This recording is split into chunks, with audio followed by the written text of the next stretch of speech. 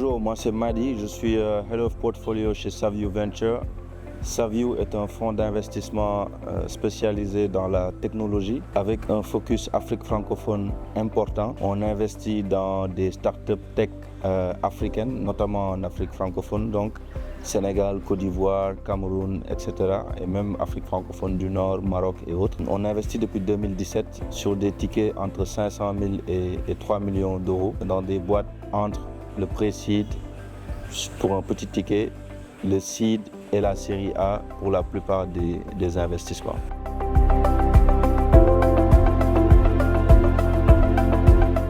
Pourquoi on est intéressé par l'Afrique francophone? C'est un marché spécifique où on a une monnaie commune qui nous lie, des semblables, des similarités sur les marchés et puis un marché qui peut s'étendre. Donc quand on commence un business au Sénégal, le next step va être la Côte d'Ivoire, Burkina Faso, etc., que ce soit dans la health tech ou dans la fintech.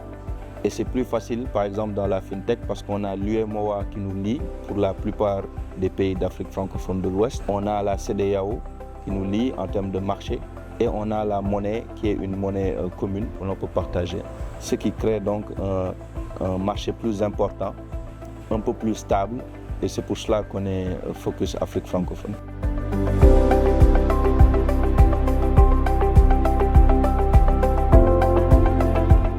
L'Afrique francophone est intéressant pour nous, mais comporte aussi certains défis. On sait que, en général, en Afrique, quand on regarde, l'Afrique ne prend que 2% des investissements globaux VC dans le monde. Alors les États-Unis c'est à part, mais quand on regarde même en Afrique, on a une petite part qui revient à l'Afrique francophone. Parce que les marchés ailleurs sont peut-être un peu plus gros et un peu plus cohérents. Si tu prends le Nigeria à elle seule, cet écosystème, c'est 200 millions de personnes, plus de 200 millions de personnes.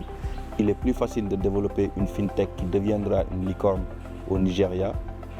Il était plus facile jusque-là. Le fait de maintenant créer cet écosystème en Afrique francophone et d'avoir des fonds qui sont focus dans cette partie, comme Savvy, permet de développer les marchés Afrique francophone. Toutefois, des défis existent aussi bien pour les startups, les entrepreneurs dans tous les domaines, parce que c'est un écosystème nouveau quand on parle d'écosystème tech en Afrique. Il y a 10 ans auparavant, on n'entendait pas forcément parler de startups où on en avait 2, 3, 4. Donc on est toujours au début. L'écosystème doit prouver en termes de track record, il doit y avoir plus d'exit, il doit y avoir plus d'investissement pour que ça puisse avoir un bon proof of concept et que d'autres fonds qui étaient à l'initial en Europe ou en Afrique anglophone puissent venir nous rejoindre en co-investissement et qu'on puisse développer ensemble le continent. Donc l'écosystème est naissant, donc ce qui favorise un retard sur les levées, etc. pour les entrepreneurs en Afrique francophone. Et quand il n'y a pas beaucoup de fonds qui sont focus Afrique francophone, les entrepreneurs vont avoir du mal à lever des fonds. Et tout le monde sait que les startups ont besoin de lever pour leur croissance. Donc voilà un peu les principaux challenges. Le marché, bien qu'il soit un même marché à CEDEAO, etc., doit être de plus en plus huilé. Donc ça doit être naturel de quitter le Sénégal, d'aller en Côte d'Ivoire, en Guinée, au Burkina et de faire les mêmes activités fintech sans beaucoup trop de blocage.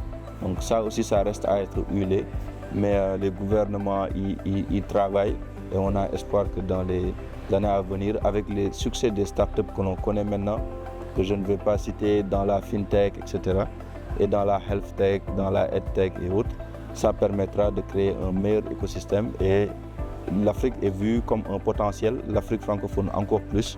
On espère que les investissements suivront.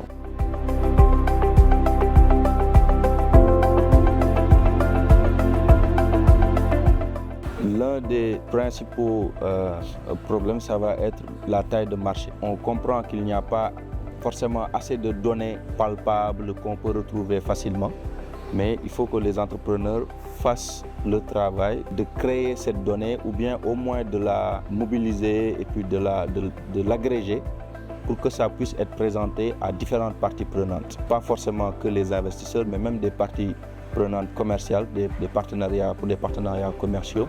Ils ont besoin d'en savoir plus sur le marché. Au lieu de dire qu'il y a 500 millions d'Africains que l'on va adresser ou 100 millions, etc. dans cette zone, il faut aller directement sur ceux qui ont besoin du produit ou du service que vous ciblez. Et pour ça, il y a un peu de recherche à faire, etc., des actions commerciales pour réunir cette donnée-là et la présenter de manière claire pour permettre à l'investisseur de pouvoir prendre des décisions plus facilement sur la base de ces données. Donc, taille de marché à bien définir. Si on n'a pas les données, on peut aller les agréger, etc. En deux, il faut que la start-up passe par certains niveaux. Donc, il y a le pré-seed, le seed, la série A, en général en Afrique francophone. On va commencer à avoir davantage de série B, mais maintenant on est plus entre le pré-seed et la série A. Il faut que l'entrepreneur puisse définir que tel fonds d'investissement fait de la série A, je vais aller le voir. Tel fonds d'investissement est en pré-seed, je vais aller le voir. On reçoit beaucoup de dossiers qui sont plus pré-seed que seed, série A, alors que nous, on est beaucoup moins dans le pré-seed. On est plus entre seed et série A. Donc quand on reçoit ces dossiers, c'est normal que l'on vous dise que pour l'instant, on va suivre l'entreprise avec vous, mais on n'est pas pour l'instant prêt à investir. Vous avez à connaître aussi les investisseurs. Comme les investisseurs font le travail pour vous connaître. Donc, connaître les investisseurs, c'est connaître leur thèse d'investissement et savoir à qui s'adresser, à quel moment. Donc ça, c'est game changing et ça fait gagner du temps à l'investisseur et à vous-même, entrepreneur.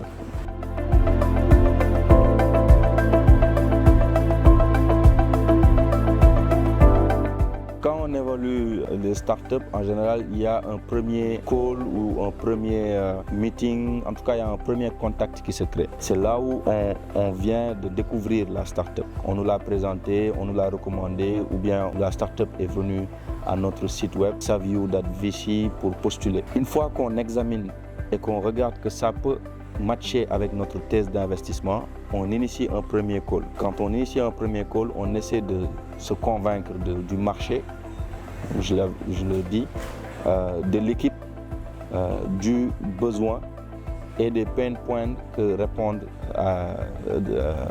la solution. Donc ça doit être clair dès le début pour qu'on puisse avancer sur les next steps. On a besoin de voir un peu de traction, un peu de proof of concept, de traction dans certaines boîtes, parce que c'est nous et on est entre seed et series A. Si c'est d'autres fonds, ils vont certainement regarder l'équipe, surtout en pré-seed, en phase de pré-amorçage, ils vont regarder l'équipe principalement, le marché, le besoin, et pouvoir continuer avec vous. Mais nous, on a besoin de voir en général de la traction, quelques chiffres d'affaires mensuels afin de pouvoir poursuivre. Donc quand on continue dans le dossier d'investissement, on va faire nous-mêmes des recherches pour être sûr que le marché existe et est cohérent, que le besoin est là, que l'équipe est bonne et à même de tenir ce projet.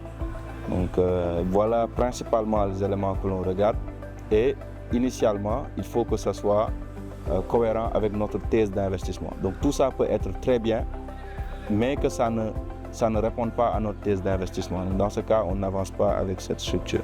La dernière chose, c'est le potentiel d'exit. Donc quand on lance la boîte, il faut qu'on puisse, quand on est VC backable, il faut qu'on puisse dire au fonds d'investissement, nous on pense que telle structure va nous racheter parce que nous, on investit aujourd'hui pour ressortir dans 5-7 ans. Il faut que ce potentiel d'exit soit clair chez l'entrepreneur et qu'il puisse pouvoir l'avoir en argument face au fonds d'investissement.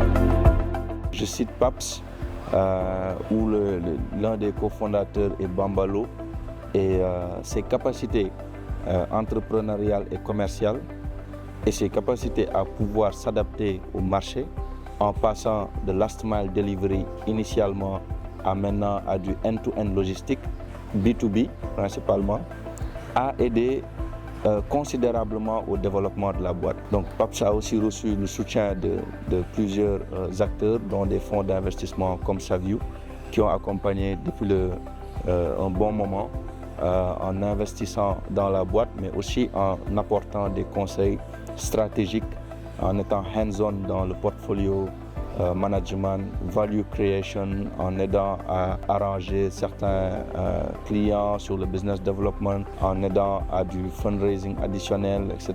Tout ce dont la startup a besoin pour grandir. Ça a été important pour lui. Et le reste, c'est beaucoup les fondateurs et puis l'équipe qui ont travaillé pour pouvoir développer la boîte.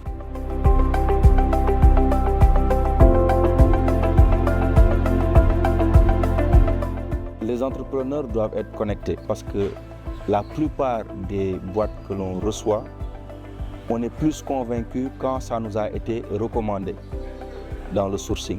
Il y a plusieurs manières de sourcer, mais cette recommandation-là est importante. Ça justifie que votre boîte ou bien le fondateur, en tout cas quelque chose a marqué celui qui nous a recommandé. Et si celui qui nous a recommandé, c'est un fonds d'investissement, ça renforce encore plus la confiance et ça joue dans nos critères de décision d'investissement. Pour ce faire, il faut que l'entrepreneur soit connecté. Il faut qu'il travaille sur un produit solide, des services solides, construise une équipe, passe les étapes de minimum viable product, le POC, avant à un produit qui peut être commercialisé, qui peut être testé. Mais il faut aussi que l'entrepreneur soit connecté et ait des capacités commerciales, de vente, d'adaptation, parce que dans beaucoup de secteurs, le network aide beaucoup à pouvoir développer son entreprise. C'est pour ça que c'est important de pouvoir peut-être cibler les événements qui sont intéressants pour les entrepreneurs.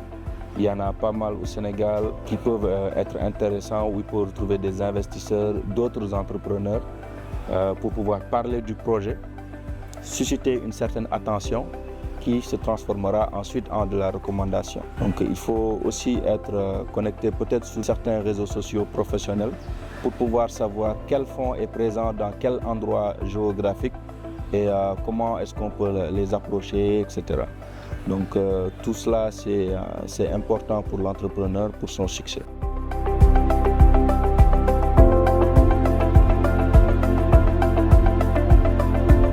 Si on vous a répondu non dans plusieurs fonds d'investissement, sachez que c'est normal. 1% seulement des dossiers reçus par les fonds d'investissement en général sont investis. Et même parmi ces 1%, il y a pas mal d'échecs qui vont être notés. 1% c'est très serré parce que les fonds ne sont pas forcément orientés en Afrique pour l'instant. Je le disais, 2% seulement sont orientés. Parce que c'est un écosystème naissant, ça demande du temps à être construit. Mais l'idée, c'est de continuer à travailler sur son projet, à avoir quand même une stratégie de développement organique, donc pouvoir trouver des revenus intrinsèques à la compagnie, à l'entreprise. D'autres ont trouvé des stratégies, par exemple de faire du conseil quand on est ingénieur, etc., pour pouvoir financer la boîte. Ce qui se fait, pas seulement dans des startups tech, mais aussi dans des entreprises classiques. Tout a un début et ils ont commencé très petits pour devenir grands ensuite. Restons motivés à chercher et puis à trouver des alternatives de financement qui existent. Il y a l'aide publique, il y a Family and Friends, il faut pouvoir les convaincre, mais il y a Family and Friends aussi qui peuvent investir de petits tickets dans votre fonds. Il y a des groupes de business angels qui existent, notamment au Sénégal. Et ne pas exclure certaines classes d'investisseurs. Il faut les voir tous, à raison que leur thèse d'investissement réponde à votre entreprise. Et puis continuer à pousser, même individuellement, parce que si vous croyez en votre projet, vous êtes le premier VRP et c'est vous qui pouvez le vendre à tous les autres parties prenantes.